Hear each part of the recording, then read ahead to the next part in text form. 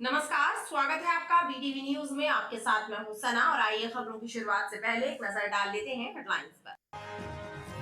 प्रधानमंत्री के मन की बात के 100वें एपिसोड का मानस भवन में हुआ प्रसारण। भाजपा नेता और कार्यकर्ता रहे मौजूद।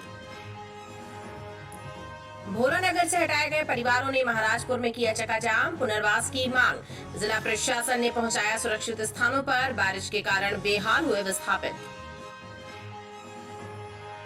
और आईपीएल क्रिकेट का सट्टा खिला रहे 2 सटोरिये लाडगंज पुलिस की गिरफ्त में। 20,500 रुपए जब्त।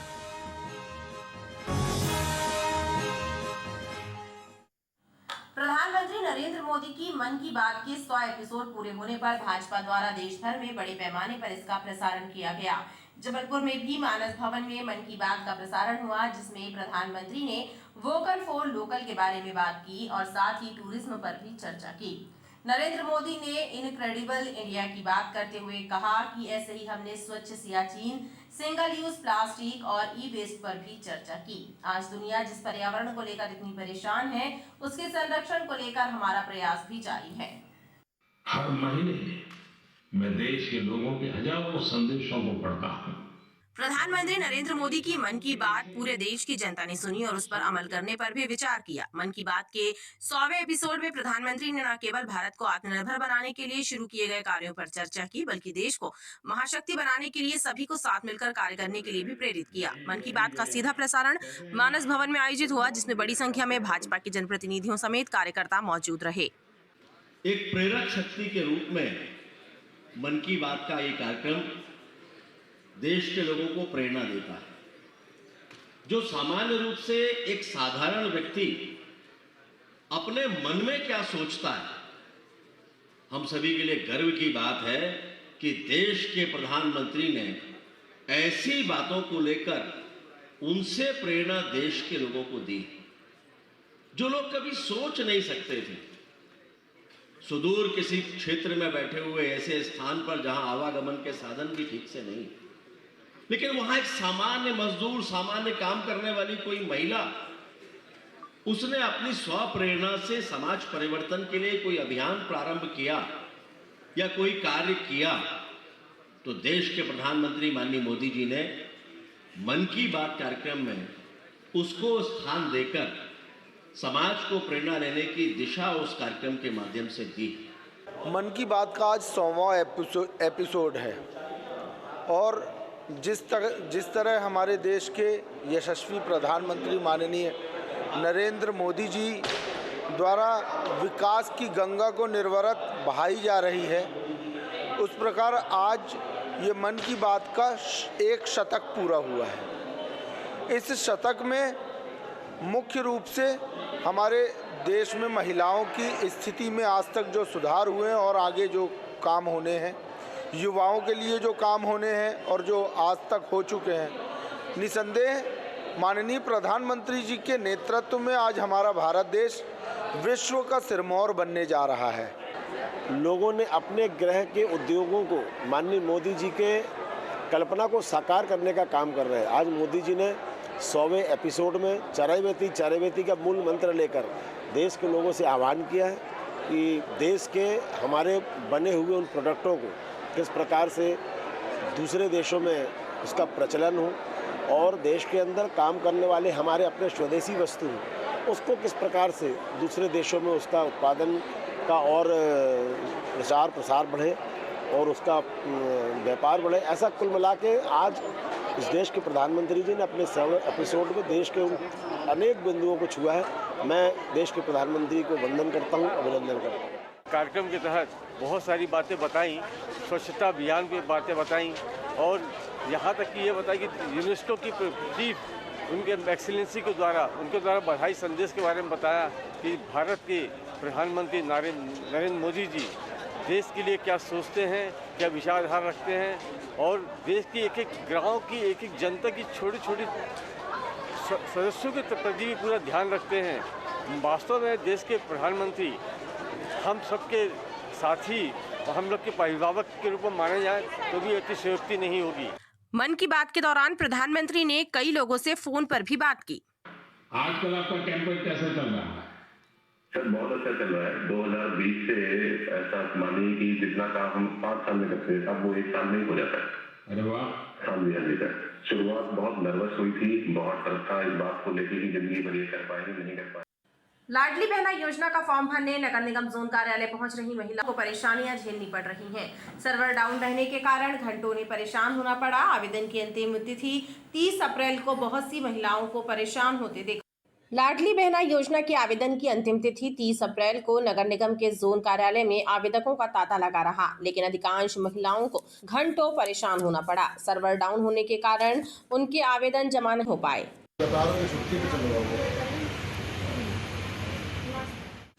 3-4 घंटे से बैठे हैं, सर्वर डाउन है, काम धाम हम लोग छोड़ के आ रहे हैं, तो यहाँ बहुत परेशान हो रहे हैं लोग। 3-4 घंटे से बैठे हैं और आज लास्ट डेट है, इसलिए हम लोग परेशान हो रहे हैं। काम छोड़ के आ रहा है सर्वे। क्या परेशानी जा रही है? सर्वे डाउन चल रहा है ना। क्या होना चाहिए? काम होना चाहिए। वहीं अधिकारियों ने भी कुछ कर पाने में अपनी असमर्थता जाहिर कर दी। कहा कि भोपाल से ही सर्वर बंद हो जाता है तो क्या करें। ये जो लाडली बहना योजना का जो काम चल रहा है अभी, आज इसका अंतिम दिन है, जो सुबह 8 बजे से लेकर रात्रि 9 बजे तक चालू रहेगा। इसके लिए हम लोगों ने प्रचार प्रसार करा दिया है, संबंधित सभी पार्षदों को भी खबर कर दी है और जगह जगह हमारे कैंप भी लगे हुए हैं। इसमें सबसे बड़ी समस्या एक ही आ रही है कि सर्वर जो है वो बहुत स्लो चल रहा है। बीच में भी थोड़ी देर लगभग 9 बजे के आसपास बहुत अच्छा चला था थोड़ी देर और बहुत जल्दी हो रहा था, लेकिन उसके बाद से फिर स्लो हो गया है और स्लो इतना हो जाता है कि कई बार तो ऐसी स्थिति आती है कि 1-1 घंटे तक कुछ नहीं आता है और बहुत धीरे धीरे चल रहा है। अब कारण जो भी हो सकता है कि चूँकि सब जगह काम चल रहा है इसलिए लोड ज़्यादा हो, इसलिए काम धीरे हो रहा हो, लेकिन बीच में आता जाता रहता है, कभी बहुत अच्छा चलता है, कभी स्लो हो जाता है। क्या बात है कि भोपाल में जानकारी नहीं दी कि इसकी सर्वर को लेके काफ़ी परेशानी जब से चालू हुई होगी? नहीं, अब जो हमारे ये अधिकारी हैं कलेक्ट्रेट में महिला बाल विकास के, इनके पास तक ये जानकारी है कि सर्वर स्लो चल रहा है। अब वो आगे किसको अवगत कराएंगे या किसको बताएंगे। घर का काम छोड़कर आवेदन करने पहुंची महिलाओं ने कहा कि योजना तो अच्छी है लेकिन आवेदन की प्रक्रिया जटिल है। ऐसे में आवेदन की अंतिम तिथि बढ़ाई जाना चाहिए ताकि सबके आवेदन जमा हो सके। भोलानगर से हटाए गए 100 परिवार खून के आंसू रोने को मजबूर हैं। 6 एकड़ शासकीय भूमि से विस्थापित कर महाराजपुर ले जाए गए विस्थापित परिवारों ने सड़क जाम कर अपना आक्रोश जताया। विस्थापन का दर्द झेल रहे परिवारों ने कहा कि उन्हें परिवार सहित खुले आसमान के नीचे कीचड़ में फेंक दिया गया है, जहां जीना मुश्किल है। भोलानगर गायत्री मंदिर के पीछे महिला बाल विकास विभाग की 6 एकड़ जमीन को अतिक्रमण से मुक्त कराने के लिए जिला प्रशासन ने ताबड़तोड़ कार्यवाही की। 100 से ज्यादा परिवारों को हटाया गया, लेकिन गरीब परिवारों के पुनर्वास की व्यवस्था ठीक नहीं की गई। विस्थापित परिवारों को महाराजपुर में चांटी ग्राम की सरकारी भूमि प्रदान की गई है, जहां तेज बारिश ने विस्थापित परिवारों को बेहाल कर दिया। खुली जमीन में पानी भर गया और विस्थापन का दर्द झेल रहे परिवार खून के आंसू रोने को मजबूर हो गए। गुस्साए लोगों ने नेशनल हाईवे पर सड़क जाम कर दिया और व्यवस्थित पुनर्वास की मांग की।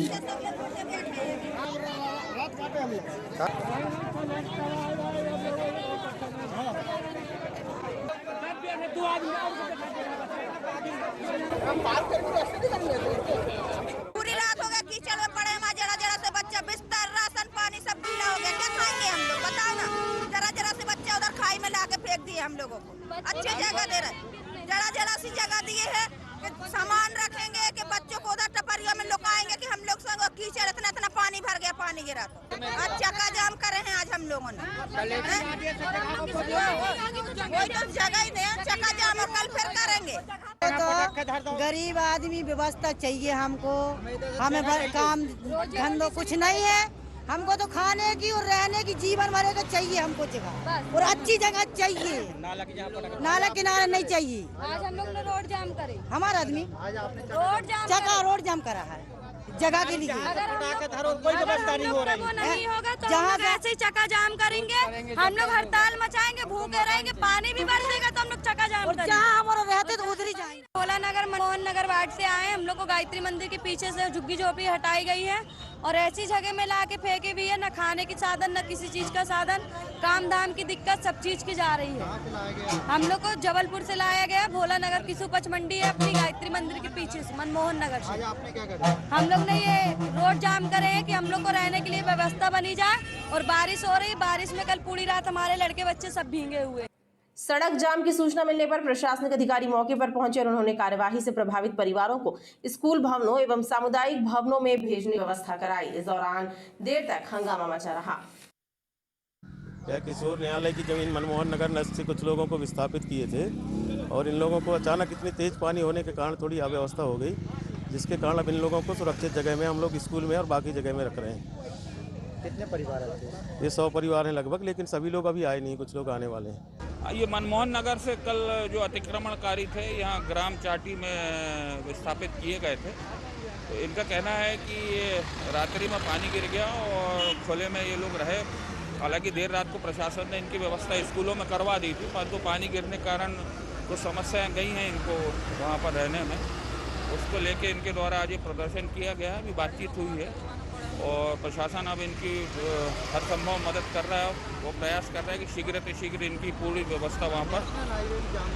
हाँ, अभी इन्होंने आके नेशनल हाईवे पे बैठ गए थे ये, तो अभी बातचीत से इनको समझा दिया गया है और आश्वासन दिया गया है। प्रशासन के अधिकारी भी बहुत शीघ्र यहाँ पर पहुँच गए हैं, कुछ आ गए हैं और दूसरी जगह बात भी चल रही है उनकी और इनकी व्यवस्था पूरी तरीके से की जा रही है वहाँ पर व्यवस्थापन की। जाम ट्रैफिक यातायात प्रारंभ हो गया है। बहरहाल प्रदेश के मुखिया शिवराज सिंह चौहान का स्पष्ट निर्देश है कि गरीब परिवारों को विस्थापित करने के पहले उनके पुनर्वास की व्यवस्था की जाए, लेकिन प्रशासनिक अधिकारियों की लापरवाही के चलते गरीब परिवार खून के आंसू रोने को मजबूर हो जाते हैं। प्रदेश के मुखिया के आदेशों की भी अनदेखी हो रही है। पुनर्वास की व्यवस्था पहले कर ली गई होती तो गरीब परिवारों को विस्थापन का दर्द नहीं झेलना पड़ता। ओबीसी जातिगत जनगणना की मांग को लेकर पिछड़ा वर्ग मोर्चा ने खजरी खीरिया राष्ट्रीय राजमार्ग पर चक्काजाम करने की कोशिश की। इस दौरान क्षेत्र में हड़कंप मचा रहा। मौके पर पहुंची पुलिस ने समझाइश देकर जाम खुलवाया। मध्य प्रदेश पिछड़ा वर्ग मोर्चा के सदस्यों ने खजरी खीरिया बाईपास पर राष्ट्रीय राजमार्ग को जाम करने की कोशिश की। इस दौरान क्षेत्र में हड़कंप मचा रहा। प्रदर्शनकारियों ने राष्ट्रपति के नाम पत्र सौंपकर मांग की है कि देश में जातिगत जनगणना कराई जाए। ओबीसी की जातिगत जनगणना को लेकर आज पूरे भारत को बंद किया जा रहा है। हमने राष्ट्रीय राजमार्ग रोका और इस बात को हमने महीने भर से सूचना दी है, तो इस बात को लेके ये हमारा आंदोलन पूरे भारत में किया जा रहा है। इसके लिए हम पूरे भारत के SC ST OBC के लोग ये प्रदर्शन कर रहे हैं। आज आपने कहाँ प्रदर्शन किया? खजरी खीरिया बाईपास जबलपुर में। ऐसा प्रदर्शन पूरे भारत के हर जिलों में होगा। क्या मुख्य मांग है? मुख्य मांग ये है कि भारत में OBC की जातिगत जनगणना जो 90 साल से है वो नहीं हुई, उसके लिए पूरे भारत में हम चरणबद्ध आंदोलन कर रहे हैं और ये आंदोलन आज भारत बंद का रूप लिया है। मौके पर पहुंची पुलिस और प्रशासनिक अधिकारियों की टीम ने जाम खुलवाने के साथ प्रकरण दर्ज कर एक व्यक्ति को हिरासत में भी लिया है।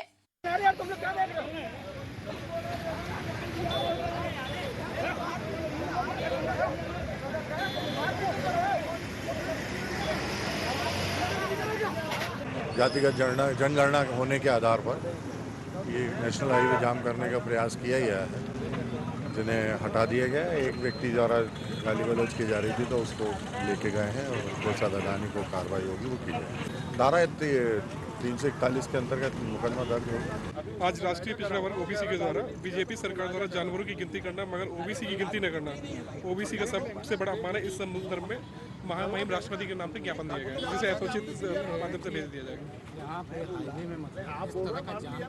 हाईवे नहीं जाम कर सकते, हाईवे जाम करना हाई प्रावधान है, उसके तहत होगी। इस विरोध प्रदर्शन के चलते क्षेत्र में देर तक हड़कंप मचा रहा। लाला लाजपत राय वार्ड में स्थित रांझी मोहनिया तालाब का अस्तित्व संकट में है। तालाब की जमीन पर लोग अतिक्रमण कर मकान बना रहे हैं और जिम्मेदार एवं अधिकारी बेखबर हैं। कुछ अधिकारी अतिक्रमणकर्ताओं से मिले हुए हैं। एक तरफ प्रशासन और प्रदेश सरकार तालाबों के संरक्षण के लिए मुहिम चला रही है, तो वहीं दूसरी तरफ कुछ तालाबों की जमीनों पर चोरी छिपे अतिक्रमण हो रहे हैं। ये नजारा रांझी मोहनिया तालाब के कैचमेंट एरिया का है, जहां की जमीन पर कब्जा करके मकान बनाए जाने की तैयारी हो रही है। चर्चा ये है कि कुछ भूमाफिया तालाब की जमीन को बेच रहे हैं और बाकायदा कब्जा कराकर मकान बनवा रहे हैं। खास बात यह है कि इस पूरे खेल में कुछ सरकारी कर्मचारी भी शामिल हैं, जो अतिक्रमणकर्ताओं को शह दे रहे हैं। गौरी घाट में वाहनों की बेतरतीब पार्किंग श्रद्धालुओं के लिए मुसीबत का सबब बनी हुई है। इसी सिलसिले में क्षेत्रीय व्यापारियों और समिति के सदस्यों की बैठक गौरी घाट थाने में आयोजित हुई, जिसमें पार्किंग की समस्या को दूर करने पर मंथन हुआ। गौरी घाट में पार्किंग व्यवस्था दुरुस्त करने की मांग लंबे समय से उठ रही है, जिसे देखते हुए प्रशासनिक एवं पुलिस अधिकारियों ने क्षेत्रीय व्यापारियों और समिति सदस्यों के साथ एक बैठक की और इस समस्या का समाधान करने पर मंथन किया। इस दौरान समिति सदस्यों ने नाव घाट तक वाहनों की कतार लगने से होने वाली परेशानी बयां की और पार्किंग का स्थान चिन्हित करने पर भी जोर दिया। वहीं त्योहारों और धार्मिक आयोजनों के मद्देनजर की जाने वाली व्यवस्थाओं पर भी चर्चा हुई। एक तो वहाँ पे पुलिस की व्यवस्था ठीक सुचारू रूप से ना होना, क्योंकि वहाँ पर यातायात पुलिस बिल्कुल नहीं रहती है, और जो क्षेत्रीय थाना है उसकी पुलिस भी नामुमकिन के काम थोड़ी सी पुलिस होती है, जिससे भारी भीड़ मच जाती है। उसमें ट्रैफिक बंदे कर देना चाहिए। या तो एक रास्ता जो बना हुआ है जो सीधे झंडा चौक से नीचे ग्वारी घाट आता है, फिर जिलेहरी घाट की तरफ निकलता है, तो वो जाने का रास्ता और आने का अलग अलग कर दे। और एक नया विकल्प और है, ये जो ग्वारी घाट से सीधा जो दरोगा घाट के लिए एक रोड है, वह रोड को सीधा ले जाकर खारी घाट में मिला दिया जाए, तो वो भी एक विकल्प है कि उसके माध्यम से भी ट्रैफिक पे कंट्रोल किया जा सकता है और जो जाम जैसी स्थिति बन जाती है, यह स्थिति से निराकरण मिल सकता है। घाटों के आसपास पार्किंग व्यवस्था न होने से घाटों पर दिन भर जाम की स्थिति बनी रहती है। इसको लेकर माननीय कलेक्टर और एसपी और कमिश्नर महोदय के द्वारा अपने गौरी घाट थाने में एसडीएम गोरखपुर, सीएसपी और थाना प्रभारी के द्वारा क्षेत्रीय जनों क्षेत्रीय पुरोहितों के साथ बैठक की गई, जिसमें मुख्य बिंदु ये था कि पार्किंग की व्यवस्था की जाए। वहाँ पे हम लोगों के द्वारा एक सुझाव दिया गया है कि घाट पर कई समितियाँ पिछले कई वर्षों से कार्यरत हैं, उसमें से हमारी समिति भी और भी अन्य समितियाँ। तो हमारा ये सुझाव था एसडीएम महोदय को कि सारी समितियों को लेकर एसडीएम महोदय के संरक्षण में एक कमेटी का गठन किया जाए, जिसमें सारी समिति के मेंबर उसमें सदस्य के रूप में रहें और वह समिति यहाँ पे सारे प्रबंधन के कार्य हैं, अच्छे कार्य हैं, स्वच्छता के कार्य हैं, वो करती रहे और पर्यावरण और पार्किंग के लिए भी कार्य कर सके। वहीं गौरी घाट की अन्य समस्याओं का भी निराकरण कराने की मांग के अलावा समिति सदस्यों और व्यापारियों ने अपने सुझाव भी दिए।